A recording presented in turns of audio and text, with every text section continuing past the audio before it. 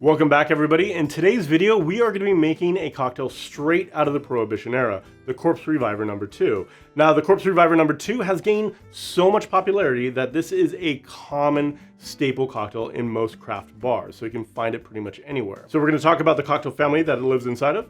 We're going to make the cocktail, and stay tuned to the very end, because as always, we're going to use that cocktail family structure to do our own fun, modern twist on its Prohibition classic.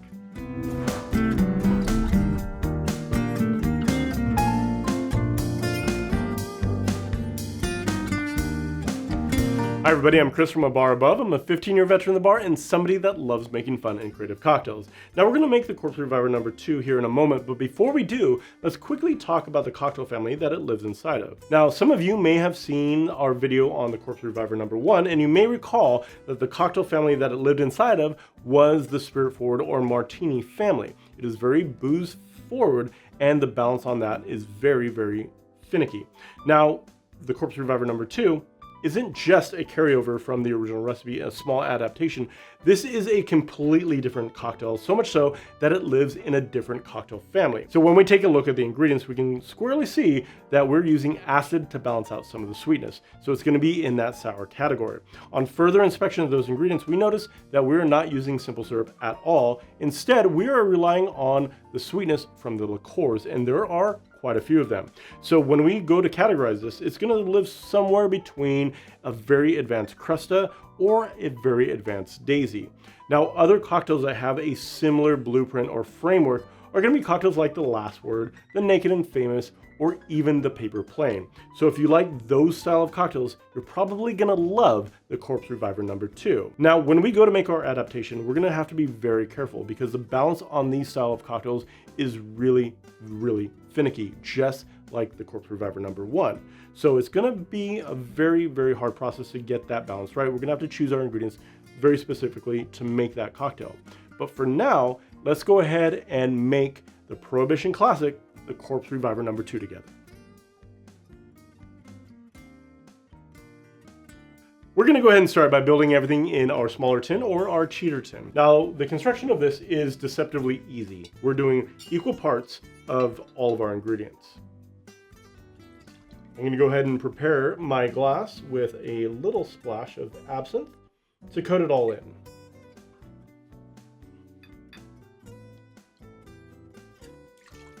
One of my favorite products is Lillet. This is kind of like an aromatized sweetened wine.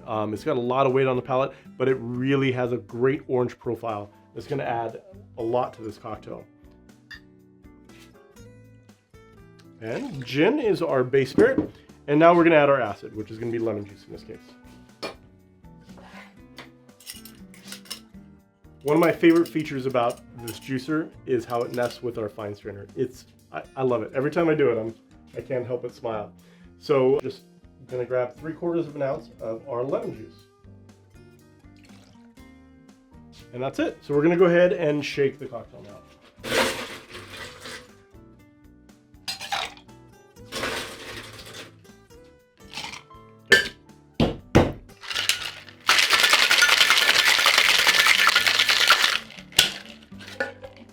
And now we want to go ahead and coat that glass with absinthe. You can definitely chill this down, and we just want to make sure that we get all of that around there. Now, this is a matter of preference, but for me, I actually like a little bit more absinthe. I'm going to pour a little bit out, but I'm actually going to leave a decent amount, probably about a bar spoon, in the actual glass itself.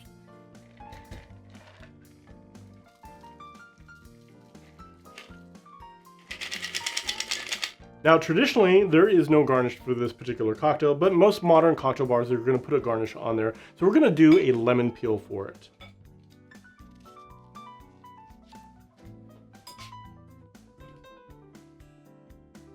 The oil's on the top, and there we have it.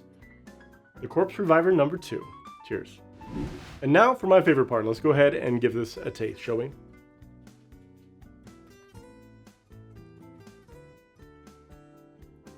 That is delicious. Really light, refreshing. You're getting a lot of different layers of flavor in here. You get that Cointreau, the Lillet coming in, and you get the aromatics of the absinthe coming in as well. This is a delicious, classic cocktail.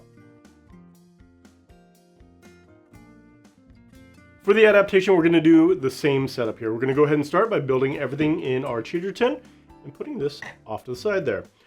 Once again, we're going to go ahead and stay with that same format of equal parts. So we're using a really nice floral honey gin in its place. We're actually going to go a little unconventional here and use Sambuca. Now, this doesn't get a lot of love in the bar community, but is a very, very powerful ingredient that has some nice kind of sweetness to it. So we're actually going to coat the glass in that. Next, we have a really flavorful aromatic ingredient from our friends over at Heirloom. This is a floral liqueur. And finally, we're going to keep everything kind of similar on this one with Lillet.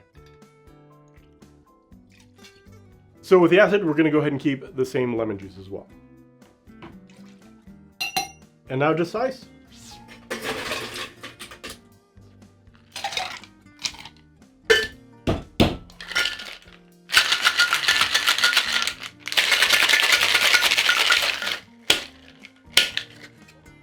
Go ahead and coat that glass with Sambuca there and pour right on top of it.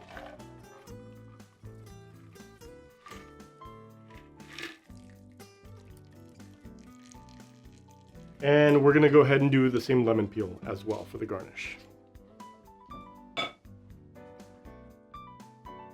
And there we have it, our adaptation of the Corpse Reviver number 2.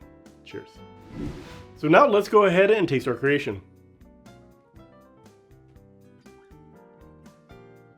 That is a very good cocktail. Very different. So a little bit more weight on the palate, much more floral. We chose a lot of different floral ingredients in here, but you can definitely tell that this is a Corpse Reviver adaptation.